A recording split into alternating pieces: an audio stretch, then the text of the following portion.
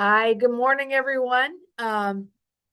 Welcome to our monthly compliance webinar. A lot of you attend these regularly, but for those of you who don't, we hold these typically on the second Thursday of every month.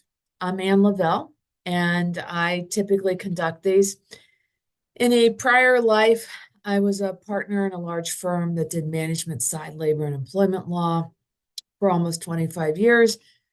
I retired and I always loved the educational component, so it's a pleasure to be able to do these with everybody.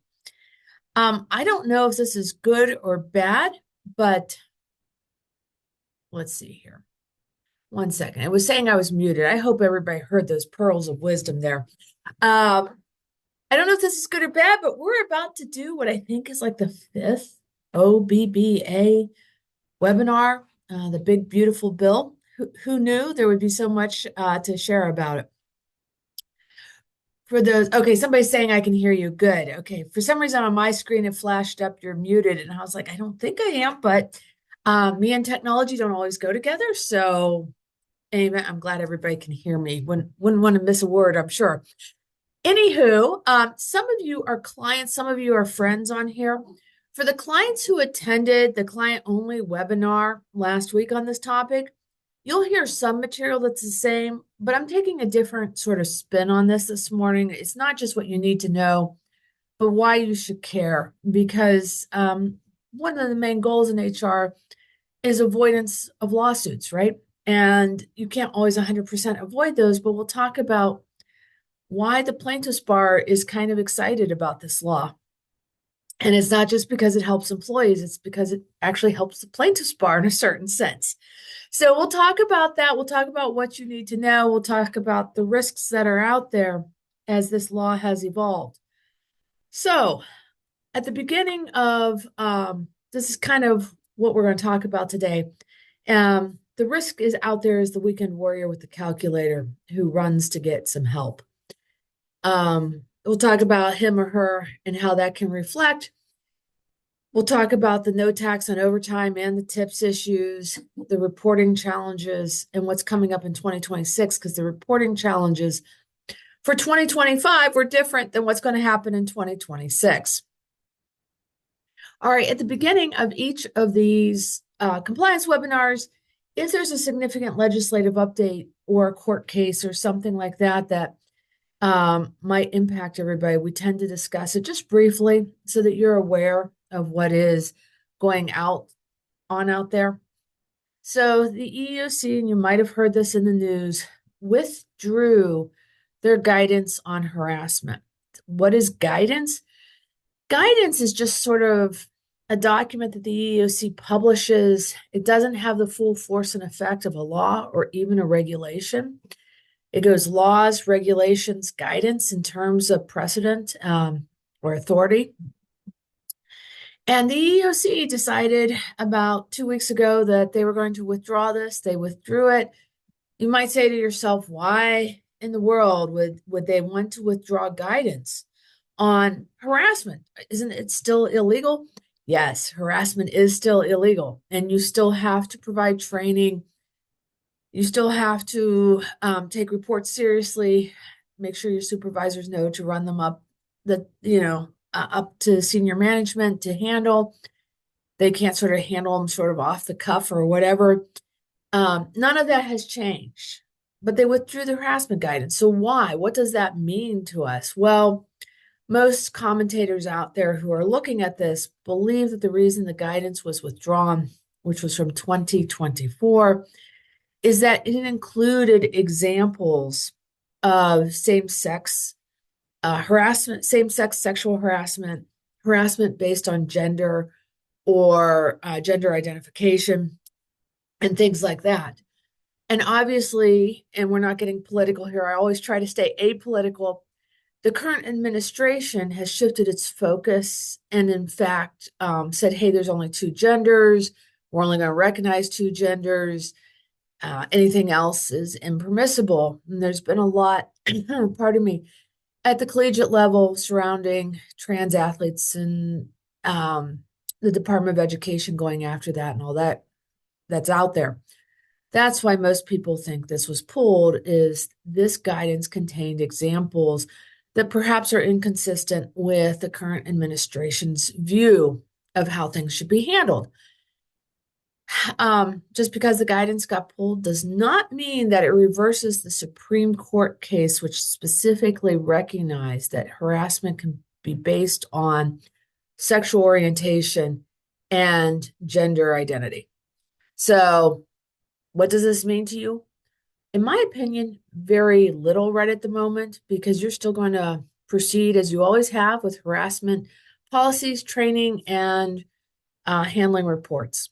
But if you hear this scuttlebutt out there, that's what's going on.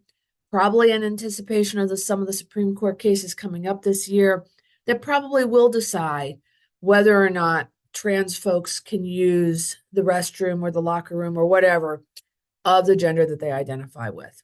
So this is probably a precursor to that, to say, hey, we're even pulling this guidance, and that's out there. Okay, moving on from that little interesting tidbit, and some of you are probably sitting here saying, gosh, if Ann thinks that's interesting, she needs to get a life. That might be true. But let's move on to the next interesting thing. And again, this is like the fifth or sixth webinar we've done on this. I invite questions at any time. I'll stay as long as we need to answer questions. But let's talk a little bit about the weekend warrior with the calculator, because this is the concern that you guys really have out there. And we'll talk about what you need to do and what you don't need to do. But here's the risk component of this. And I think because I practiced law for so long, I always look at the risk component. What is out there? Obviously, we have the IRS and their rules. Nobody wants to get on the wrong side of them. But what is causing employers risk right at the moment? And one of it is we have a real educational issue. We're going to delve into this more. But if you listen to the news, and I think I've said this before, the employees, and it's not their fault. They just don't understand. They're not in the weeds on this. They haven't been like you guys listening to 5 or 6 big, beautiful bill webinars. All they hear is that there's no tax on overtime or tips or whatever. And they're not in the weeds, so to speak, of understanding what that means. In addition to that, we call a lot of things overtime colloquially that really aren't overtime, or at least not as defined by this law. And so we've got some educational issues out there. We have employees that have an expectation of how much they're going to get to deduct, right? They're about to buy that new truck. And all of a sudden, instead of buying the new truck, they can only buy the new golf cart, because their expectation as to what they think they'll be able to deduct all of a sudden doesn't meet up with perhaps the estimate that they either got on the W-2 for 2025 or a letter, or maybe they didn't get any estimate. We'll talk about those things. And they're going to do their own calculation. Whether you gave them an estimate or not, the weekend warrior who thought they were getting the new Ford F-150 and now has to buy the used golf cart is going to do his or her own calculations. And who do they get to help with those calculations? Google. And we all know Google is always correct in everything. So we have some problems there. Who else are they turning to? Well, this is kind of interesting. So every time there's a new law, the kind of saying in law firms is it's an opportunity for both the plaintiff bar and the defense bar, because there's a lot of ambiguity with new laws and therefore a lot of opportunity. I know that sounds wrong, but that's how it's viewed. And the plaintiff's bar, which in this case are the attorneys who represent employees, have been out there, and some of them have connections with unions in particular, saying, hey, do you disagree with your overtime or tip calculation? Let us help you. Do they really, really want to help the person calculate their overtime? Okay, there's some good guys and gals out on the plaintiff's bar. I knew them. They're nice. They're friendly. I'm not knocking all of them. But no, they're not really there to say the estimate is right or wrong. That's not their job. What they're looking for is the underlying calculations on the way the overtime was paid, because it often gets paid wrong. That has nothing to do with the big, beautiful bill. how you have calculated overtime, how it's been paid out. Uh, you know, we'll talk about some of the common errors there. That's what they're looking for. So the hook, if you will, to get the employee in the door or whoever is to say, let us help you, right? We'll explain this to you. We'll educate you. We'll take a look. And at the same time, they're looking to see if you've done the calculations, regardless of the big, beautiful bill, just the general overtime calculations right. Because what is this opportunity for the plaintiff's bar? It's a class action opportunity. And we've done a ton of Fair Labor Standards Act webinars. Those are always popular because the FLSA is so confusing. This is a class action opportunity for the plaintiff's bar because if they find errors, typically Ann Lavelle isn't your only person on the assembly line, right? If you've made an error with me, you've probably made it for all 50 of your workers or however many you have. And so this is a class action opportunity. So there is a risk out there with respect to how this law is being viewed in legal circles that has nothing to do with the IRS. It has nothing to do with how your pay stubs or your W-2 is going to look like for next year. It has everything to do that there's a fishing expedition going on for folks as saying, hey, I'm going to check this out and I'm hoping I find other errors for your employees so that then I can get business. Conversely, because you're probably sitting there saying, thanks for all the good news, Ann, that's really great. This is also your opportunity. And so when I practiced, one of the biggest questions that always came up is if I have discovered a mistake, and at 99% of the time, these mistakes were unintentional, innocent little mistakes. But now that we've discovered it, we need to fix it. And we always have some employee who knows down to the penny, if pennies still exist, how much they earn. And so if we even change a minute amount, that person's going to question it. And that was always the concern. How do we explain this? This is your opportunity right here as well. So from a defense bar standpoint, which is what I was in, we only did employers, represented them in a variety of litigation and problems. This is the opportunity, right? The law has changed. That's what we hang our hat on. And because of that, we've reevaluated our processes. We have changed a few things about how we're monitoring stuff and keeping track of stuff. This is your opportunity, if you think you have an issue, to right the ship with what I would call a good explanation attached to it that lowers the amount of curiosity or concern among your employees. So, some strategy there. All right, so our little weekend warrior with the calculator, who is my concern if I was still practicing out there, because people are trying to get that weekend warrior to come in and talk to them. All right, so let's talk about the key rules here. We've gone over this, but this is what your employees don't know to some extent. We've had, and I keep joking that I actually counted the number of questions. In the last month, we've probably had 1 million questions on this topic, the next 2 slides here. And I am happy to answer any questions because I want this to be as clear as possible. But the amount of disinformation, misinformation out there is stunning. So you may have heard this from me before, but we're going to go over it again a little bit. It was passed, the big, beautiful bill, back in July of 2025. In fact, if you go on the CTR website, you can see our first webinars were from the end of June when Congress first passed it, right before President Trump signed it, and then right after President Trump signed it. And we've done several others since then. The expectations, because it was passed in the middle of the year, but retroactive to the beginning of the year, meant nobody knew what the expectations were for the first half of the year. Nobody had that crystal ball. And that puts us in a quandary for this year, which leads to the fact that we have special rules for 2025 as to how we reported this and how we could calculate it that will not apply for 2026. We were anticipating better guidance than what we got from the IRS. But what happened? The longest shutdown in American history of our government. And so the only guidance that came out, and we'll talk about this a little bit later in case you haven't seen this guidance, it's worth at least glancing at, came out from the IRS at the tail end of November, and it was directed to employees, not employers.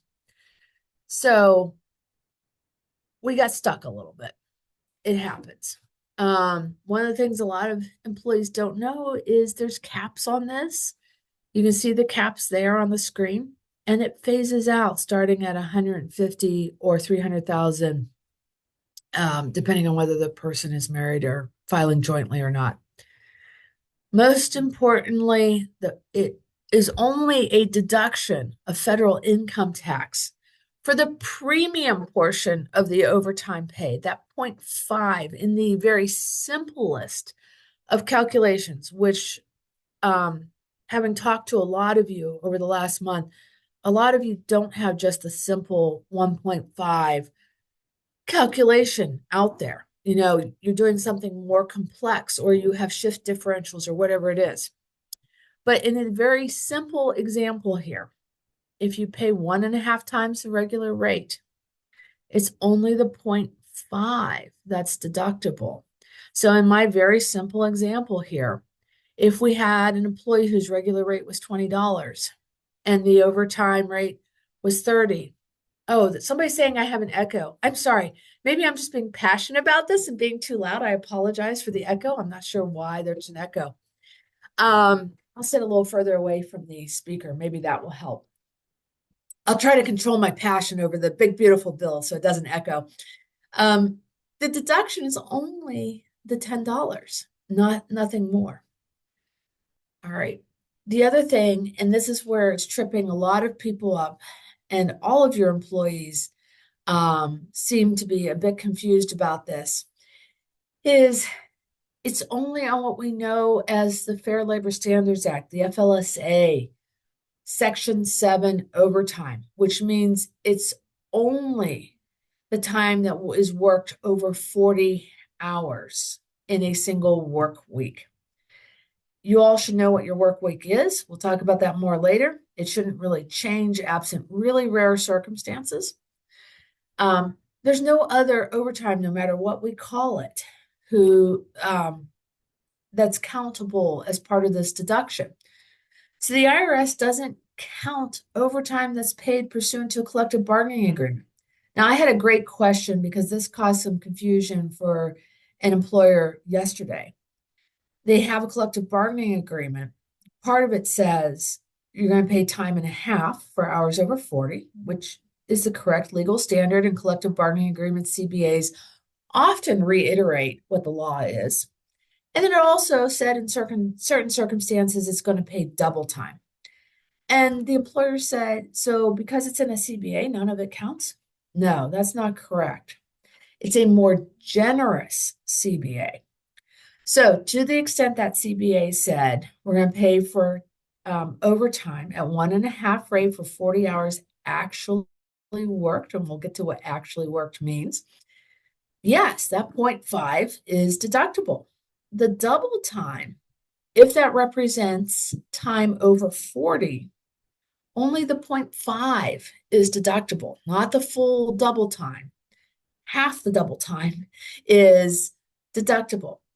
If the double time is just being paid because it's an undesirable shift, you have to work Christmas Day, you have to work Sunday, whatever it is. And a lot of employers have the same policy, even if they don't have a union. If you work the night shift, if you work Christmas, we'll pay you time and a half. Unless I've worked more than 40 hours, that doesn't count for my deduction. Does not count.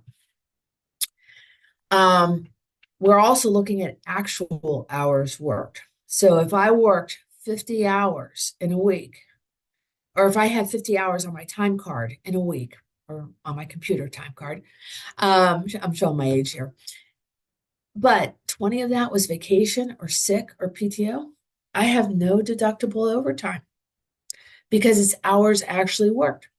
Same thing with show up or call on call pay, or I'm not actually working. I got paid because I showed up I get paid a minimum of 4 hours, but I only worked 1 hour because I just wasn't needed. Business was slow that day. Then 1 hour would count towards my 40 plus hours, but the other three don't. Same thing with the vacation, PTO, etc. None of that counts as actual hours worked. So when you're looking and you say, oh, the person has 50 hours, it has to be 50 hours in a single work week of actual physical work. And I don't mean they have to be lifting boxes. It can be a secretary, typing at the keyboard. They have to be doing some type of work. Shift differentials. So a lot of employers call these overtime. They're not truly overtime. It's a shift differential. They're getting a premium, the employee, for working some sort of shift that is perceived not to be favorable, or some jobs, sometimes it depends on the job class, right? Mechanic 2 gets a higher pay grade when they work 8 hours in that position than laborer 1 or whatever. Somebody just asked a great question. What about travel time? So the rules regarding travel time under the FLSA, forget about the big beautiful bill for a moment, are kind of complex. But we're going to assume we have an hourly worker who is working, you're paying per hour. Yeah, the travel time is going to count as actual hours worked in almost every instance in this situation. Again, travel time can be kind of complex depending on whether they're traveling on during a normal shift or not during a normal shift, or on the weekend when they don't normally work and stuff like that. But a general rule of thumb is travel time will count as actual hours worked. Then you have state law requirements. So go west, young man, and you will see state laws involving daily overtime, or overtime if you work so many consecutive days, usually starting at day 6. So none of that overtime, even though it's mandated under state law, counts for this deduction. And that really doesn't make employees happy, because they're like, it's a law. You had to pay me. It was overtime. No, yeah, we had to pay you, but it doesn't count for this law. Okay, and exempt employees, right? Even if you throw them extra pay for whatever reason, they don't get overtime within the meaning of the FLSA. So they're not going to qualify ever. Okay, how does an employee claim this benefit? Well, for 2025, their W-2, if you elected to do so, would show the amount of qualified overtime premium. It was optional. It could also be an estimate. What if, but for 2026, it's going to be required and it's not an estimate, right? You don't estimate my wages. You don't say, oh, I think Ann earned about 10,000. I'll just put that down. No, I get a W-2 that says $10,389.93 or whatever. The same thing's going to happen with this overtime. So you went from a situation in 2025, and I see questions coming in, I'll definitely get to them, where you could estimate a good faith estimate, and you didn't have to put it on the W-2. You could have sent them a letter, you could have put it on the W-2, or you could have ignored the whole situation and not done anything, and let them figure it out, which in my view leads to even more weekend warriors with calculators, but that's totally up to you. Employees, of course, take this information to TurboTax, Tax Act, whoever they've got, or their provider, and they're going to review it, right? Maybe they're going to get help from the plaintiff's bar who's out there offering help. And whatever amount they pick will lower the amount of tax they owe and increase the amount of their refund, theoretically. So obviously, it's to their best interest to try to maximize this. Okay, so somebody asked for double time. Would you divide it by 4 and then only take 1/4 as the qualified overtime premium? Yes, you're looking for that 0.5. So whether you said, hey, the way I phrased it was, I'm going to take 0.5 of the double time, or 0.4, a quarter. I'm sorry, not 0.4, a quarter of the entire amount that's paid. either way, you should come up with the same number. Well, what I was trying to differentiate is that extra amount beyond the 0.5 is not deductible for them. So great question. Hope that answers it. Hope that's a little clearer. I joke a lot that there's a reason I'm an attorney and not a statistician. My math skills can be a little challenging at times, but I hope that's clearer. Okay, so your first issue here is the education of employees. So for CTR clients, I know we gave everybody a letter that you could send out to your employees, trying to educate them, trying to explain this, because, I think as a great goal for everybody is you don't necessarily want every employee in your office asking questions. I am sure that everybody has a full plate to begin with, and that only leads to a lot of extra work for you all. So you can put together your own letter too and just say, hey, these are the parameters. If you thought you were going to buy the Ford F-150 and now you've got the used golf cart, this may be why you've got it. It's not just no tax on overtime or whatever, no tax on tips. We'll get to tips in a little bit. It is, if you think of what we call overtime, which all of it really shouldn't be called overtime, but if you think of it as a pie, there's just a little slice of the pumpkin pie that's deductible. And it only applies to federal income tax. It doesn't apply to Social Security, Medicare, or any state or local taxes. So they're still getting taxed on that, just not by federal income tax. And of course, there's caps and phase outs. And again, explaining to them, because this is the most confusing part, that what they may have viewed in their mind, what we may all have called overtime, is actually not overtime because it's a shift differential or a shift premium or it's state overtime or whatever it might be. Okay, somebody was explaining the IRS regulations say the premium above the standard rate of pay. That's why they asked about double time. So with 100% certainty, I can tell you it's only the 0.5 premium. I'm not sure. Their guidance may have defined it somewhere else, but it is definitely only the 0.5 when we're talking about the double time. Let's see here. Okay. So somebody asked so the letter was available to CTR clients because it fit with our payroll system. If you don't have it and you're a CTR client, just reach out to your representative and we can get that for you. And obviously you need to put it on, there's some blanks in it, like your letterhead and stuff, and who they should contact if they want more information. But absolutely, for those of you who are interested or clients, we can get that to you. For non-clients, unfortunately, it may or may not fit what you have done. And so there's a little hesitation there. Okay, moving back. Issue number 2 was, of course, the late guidance. Now, I talked about this a little bit. The IRS sent out a 30-page guidance directed to employees. If you think your employees are actually reading 30 pages from the IRS, very few of them are. So they're not getting the education they need. They're not seeing the examples. That's both good and bad, I guess, but it is out there. And it is a tool because, some employees will take the view, my employer's just out to get me. I don't trust anything they say. Okay, don't trust us, right?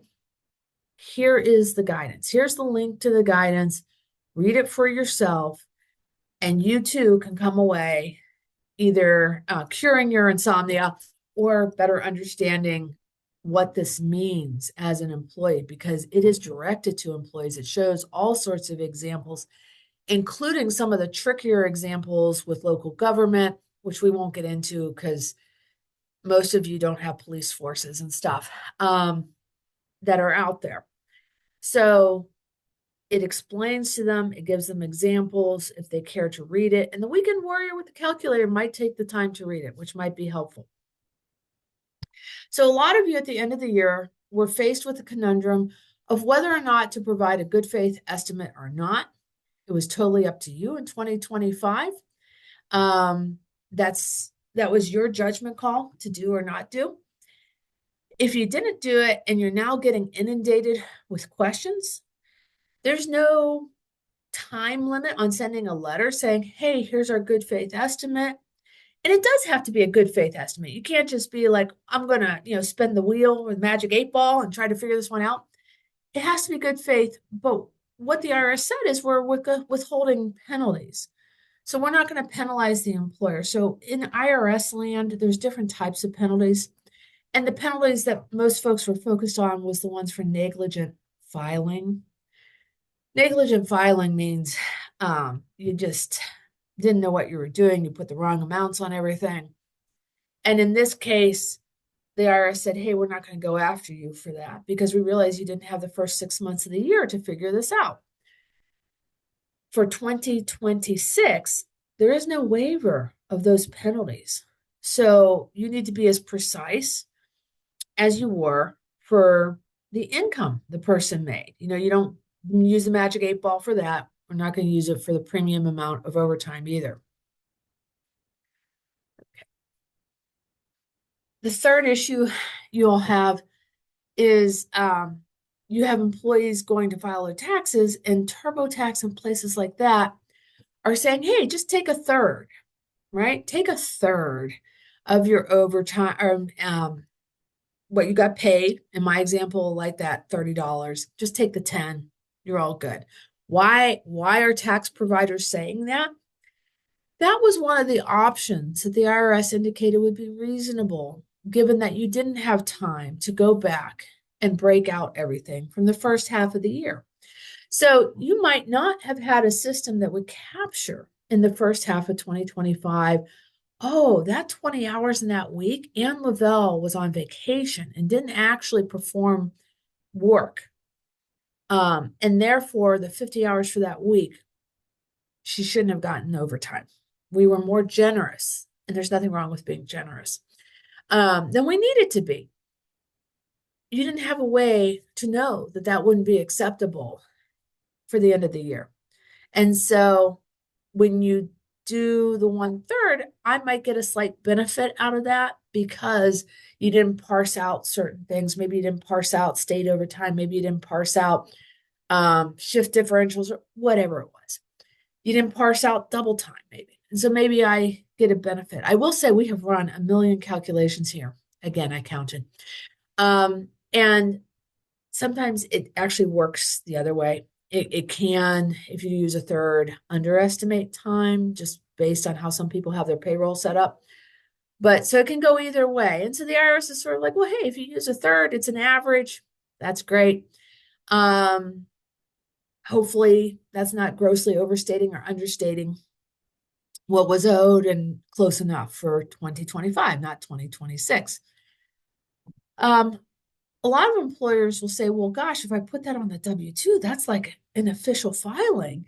And what if the employer, who's the weekend warrior with the calculator, says, gosh, I didn't have 5,000 in overtime. I had 7,000 because they actually went back and pulled all the pay stubs and they looked at everything and they got a much more accurate answer than your estimation, your good faith estimation. That's okay. Because in 2025, the estimate of W-2, if the employer provided it, was in box 14. Box 14 is an informational report only to the employee, not to the IRS. And I don't want to say it doesn't matter that they're not going to line up, but the IRS understands that they may not line up because it was a good faith estimate. And that's not, the IRS has certain automatic checks in the system that if you say I earned 10,000 or you say I earned 100,000 and I say I only earned 10,000, it's going to spit out my return as a problem. It doesn't spit out the return as a problem based on that informational item that you included in box 14. So the employee, and this is, you can tell them this, hey, we're not your accountant, right? We're not your tax provider. If you are free to disagree with our estimate, we did what the law required, which was a good faith estimate, whether it was on the W-2 or in a letter. You're free to recalculate the standard for the employee is the same as it is for employers, good faith, reasonable estimate. And that's pretty clear in the 30 pages of guidance that they can't just draw some number out of the air.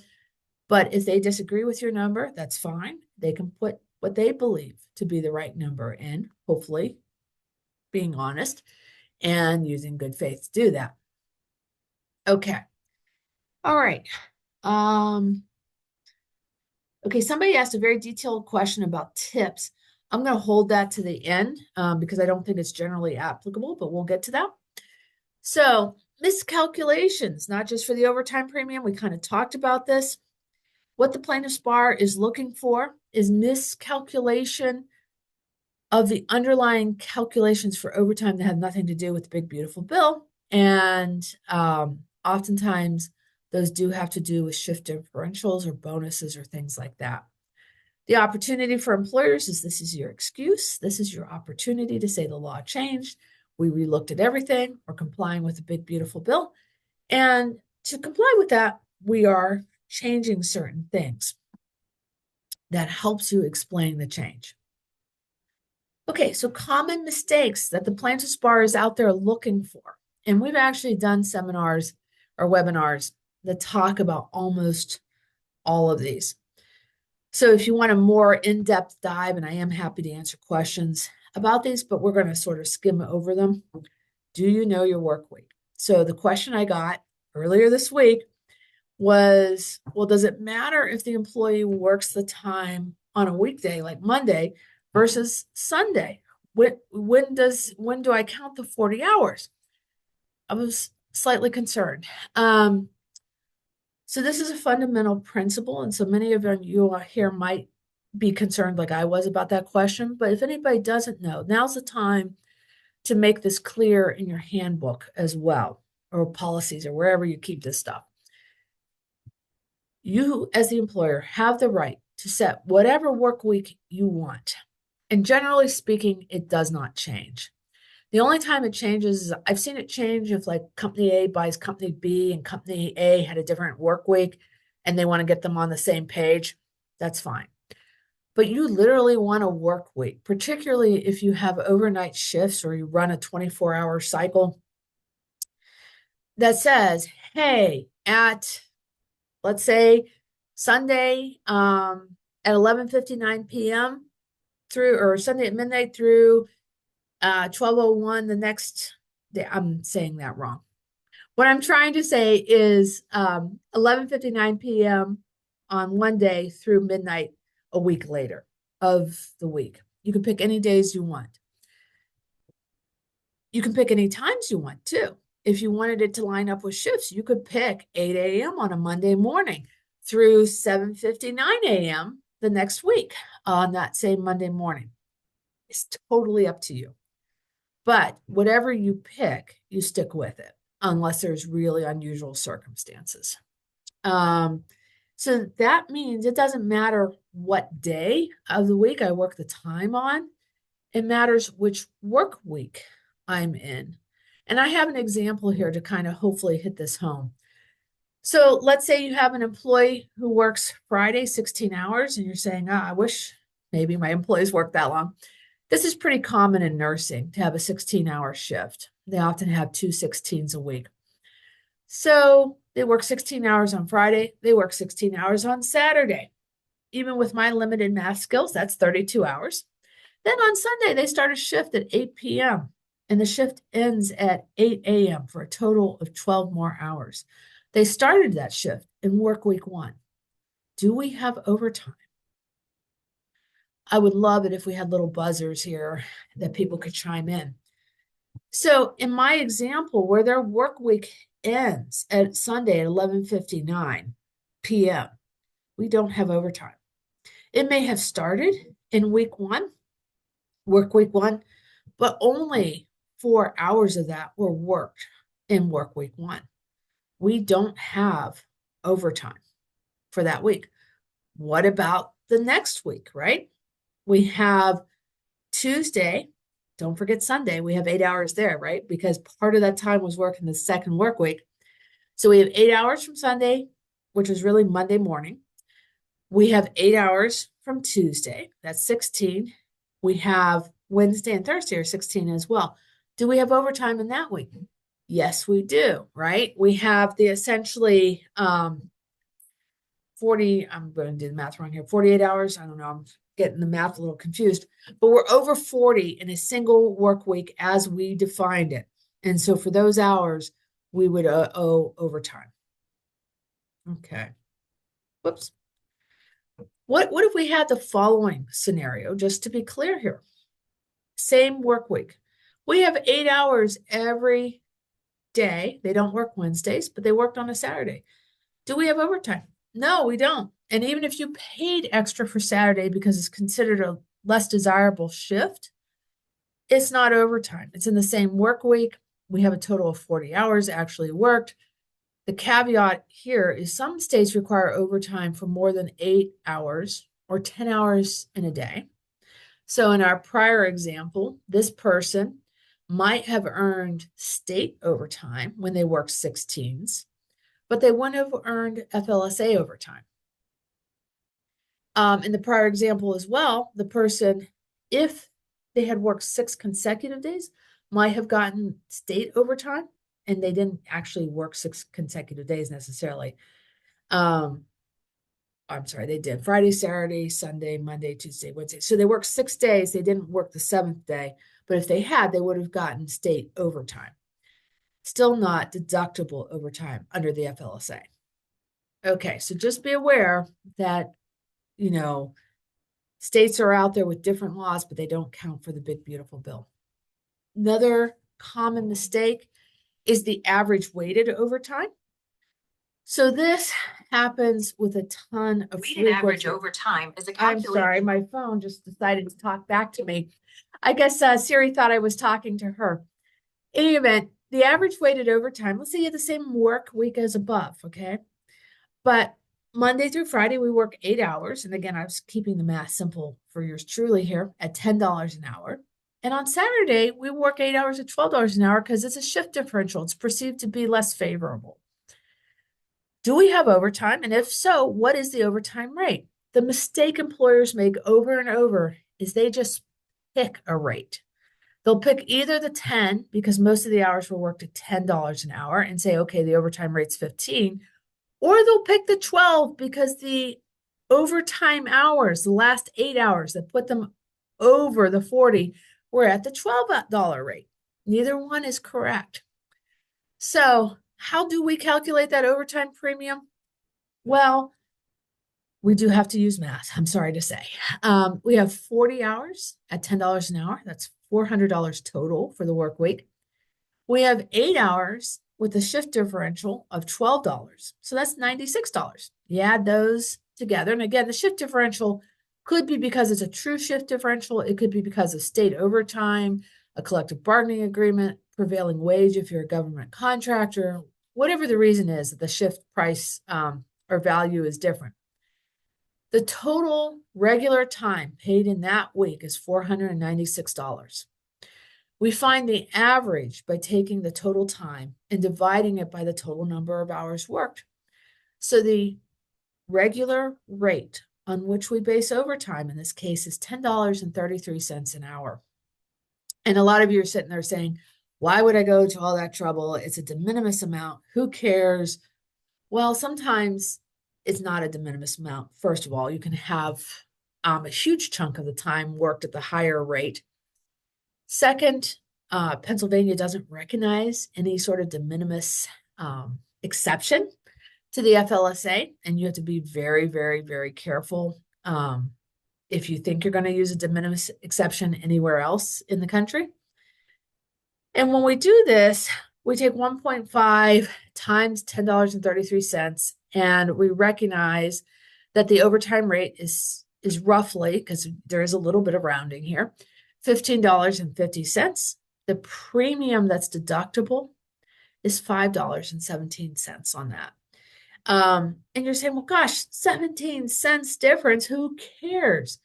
This is why you need to care is 17 cents per hour times one employee, but really you've probably made this mistake times 100 employees. And plaintiffs' attorneys love that because it's called a class action. And they don't really care that the amount of the underlying mistake is small. Maybe you do all the calculations and you go back 2 or 3 years, which is the statute of limitations. You say, gosh, the total amount's 5,000. Who cares? Well, the plaintiff's bar not only collects the 5,000 that you messed up on, but they get their own attorney's fees. It's a fee shifting statute plus interest and possibly penalties if they can prove you're being a little slippery about things. So even though this might seem like a big headache for very little reward, the reward is not in paying the employee 17 cents, although we all want to be ethical. The reward is you have managed a huge risk with the plaintiff's bar by ensuring that you have the average weighted overtime paid correctly. And you can see again where this could exponentially increase if, for instance, we had the flip scenario of this, where the 40 hours were at 12 and the 8 hours were at 10 worked. And it makes sense too that the average weighted rate is $10.33 because in my example, far more of the hours were worked on the $10 end of things. Okay, tips. Let's talk about tips for a little bit here.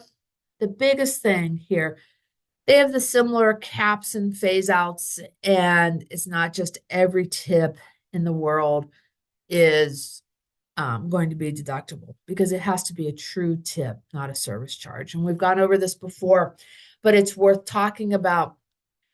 It has to be reported. All right. They can't, your employees can't just say, hey, I didn't report like 2,000 in tips, so I think I'll claim them now. Not going to work that way for them in 2025 or 2026. We ought to have much better numbers on tips than we do on overtime because recording tips was the law even before the big, beautiful bill. Whereas for overtime, it wasn't the law that we had to pay overtime, but we could be more generous and nobody sort of dinged us for being more generous with overtime. So the biggest thing to know here, and it trips employers up, both for the big, beautiful bill, as well as for just tip law in general, because with tips, you can pay the person a sub minimum wage, less than 7.25 in most states. That wage does vary by states, including Pennsylvania. We have a higher threshold than the state or than the federal tip minimum. But the tips are supposed to cover the difference between, it's like a tip credit. It covers the difference between the sub minimum wage and the regular minimum wage. But what is a tip? So the IRS just defines it as an amount that the customer has, and I quote, unfettered discretion. So they can decide whether to leave any tip. And the government has issued, in part to answer this one person's question, they have issued a list. It's not just waiters and waitresses or servers, probably using an outdated term here. There's a whole list of folks that I wouldn't even think about that can qualify for this tip deduction, including like delivery drivers, which is the example in this question, assuming they report it to you because it's going to be taxed in other ways, right? State, local, Medicare, Social Security taxes. But I, as the customer, when they show up with groceries at my house, or they serve me my meal, or they cut my hair, whatever it is, I have unfettered discretion to say I'm going to leave them 0 tip or I'm going to leave them $20 or whatever it is. That's totally up to me. The problem that has come about is there are tips, which are sometimes referred to as service charges or sometimes mislabeled as tips, that don't allow for that unfettered discretion. So parties of 8, an automatic gratuity, we're calling it a tip, but it's not, for tables of 8 or more, right? And the thought there's business reasons why we might want to assign that mandatory service charge or mandatory gratuity, even though it's not a gratuity.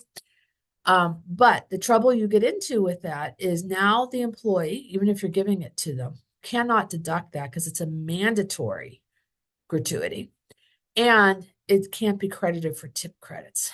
So you get into trouble with that 2 ways.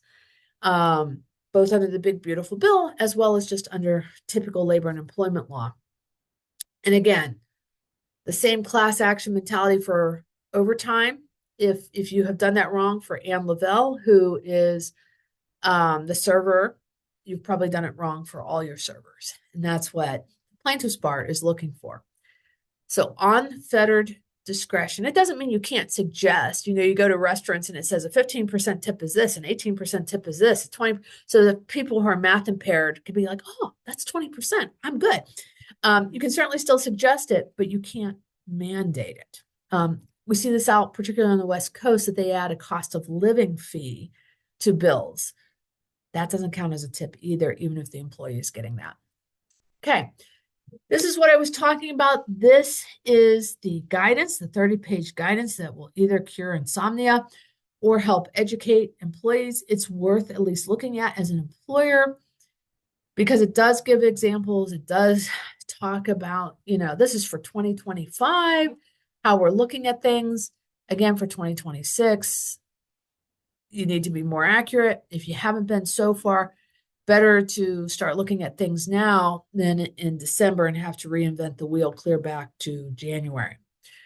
So 30 pages of, I won't say it's interesting reading, but it is reading. Okay, let me answer a couple questions that came in here. I thank everybody for the time. I don't want to hold anybody up who has lunch plans or anything that might be more interesting than talking to me. And I hope this has provided some guidance. Okay. Before I get to the tip question, this is a great question for everybody. So really thoughtful question here. On the flip side, okay, so we're looking at 2026. If we overpaid, would that for 2026 make our premium inaccurate? So let me tell you how I'm understanding this question, and we'll tackle it a couple of ways.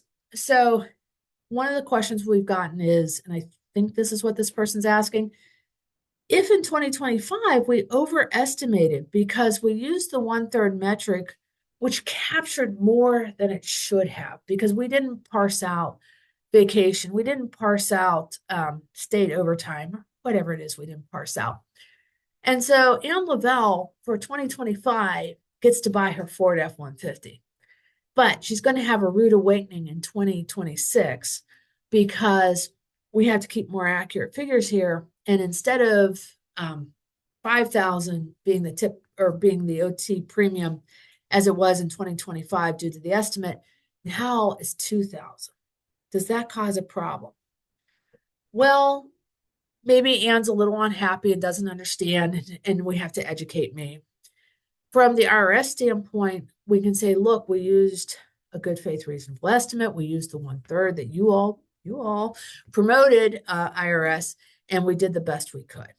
I think the IRS anticipates that we'll see some of this. And so I don't think that necessarily sends up a red flag to the IRS unless it's a huge difference, which might trigger an audit for the employee.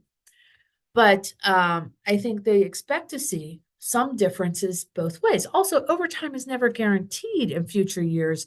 So you expect fluctuations no matter what. It just, in most cases, shouldn't be a major fluctuation. The other thing to know out there is employees can now redo their W-4s. I'm not sure I would promote this idea because the employee might say, oh, hey, based on 2025, there's a way now for me to estimate the deduction for my overtime on my W-4. And so I'm going to put down some number. And then at the end of 2026, maybe I didn't work as many hours. Maybe the 2025 estimate was a little off. Maybe business went downhill and there weren't overtime hours. Maybe I got sick and I couldn't work overtime, whatever. And now all of a sudden my deductions were wrong and I don't have the result that I want at the end of 2026. I actually owe rather than getting some sort of refund. So there is a way for employees to fill out a new W-4 that estimates overtime deduction they think they're going to get. We're not their tax advisors, meaning employers are not their tax advisors. It's out there. Not sure it is the best thing that they can do for themselves, but at the end of the day, it's their choice. Okay, I hope that answered the question there. Okay.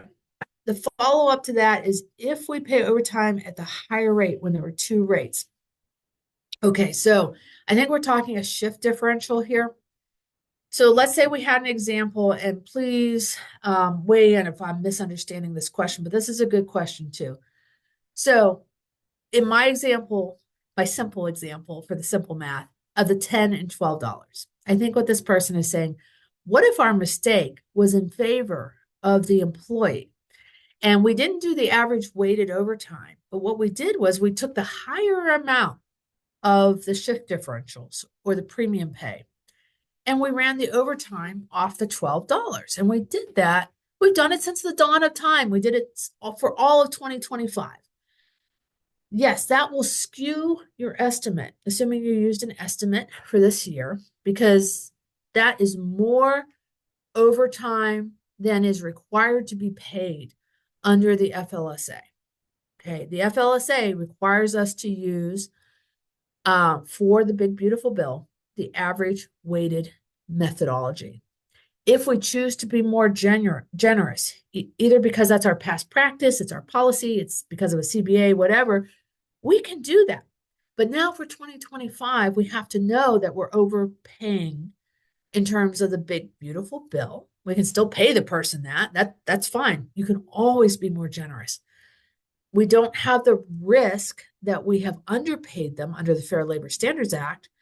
But at the end of the year, we need to be able to file a W-2, which will now have this information in box 12. So it won't just be an informational return. It'll be that number is there to cross-check with whatever the employee puts in. It needs to be as accurate as we can possibly get it. And I would have the concern that if you didn't do the average weighted, or at least know what that number is, you can pay them more, but you need to know what that number should be for the big beautiful bill. And that should be the number that goes into part of what goes into box 12. I hope that answers that question. And again, some of this can be done behind the scenes, so to speak, with payroll systems, so that the employee seamlessly continues to get what they've always got. And then there's some employee education of, right, the big beautiful bill will only allow us to show this as the premium on the W-2. That's why you're going to see something different than what you have seen on your pay stubs. I think that is key as well, so that employees, as early as possible, are aware if we've done it wrong in 2026 to their benefit, maybe we keep paying them to their benefit, but the number on box 12 on their W-2 will be different than what's on the pay stub as overtime. Does that, I hope, follows and makes sense? Okay, we're getting a ton of questions. Okay, will there be more of this topic at the conference? Hey, I take questions on anything. I'm willing to talk sidebar at the conference or wherever. If you're talking about the spring seminar that's going to be at PNC Park, and I can't remember the date of it right at the moment, the main theme of that is AI in HR, but I will take questions on anything. My goal truly is to help you guys, whether you're a client or not a client of CTR. I want to see the right thing happen for you guys. And I love being able to share information and talk through scenarios and not be practicing where I had to bill everything by the 0.1 hour. Such a relief. So happy to talk about anything you want to talk about at the spring seminar, if that's what you're referring to. Okay, let me go back to this tip question, because this is a little bit more complex, and I appreciate the person who's waited so patiently here.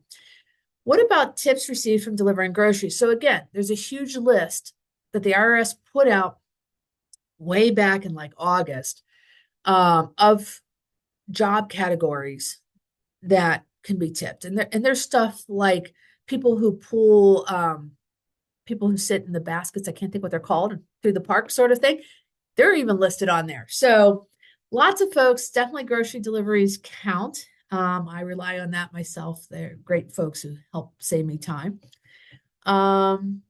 Okay, so the 1099 NEC only lists one amount, but you can figure total tips on the app. How is this presented on taxes? My program has a box for tips, but no changes occur when I enter them.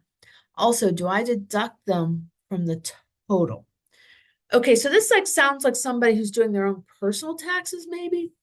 And I am not an accountant, but the tips, whether or not they're deductible, so you're in the right job category, whether or not they're deductible, there's a cap, right? And there also phases out at a certain income level, which changes based on whether you're filing married jointly or not.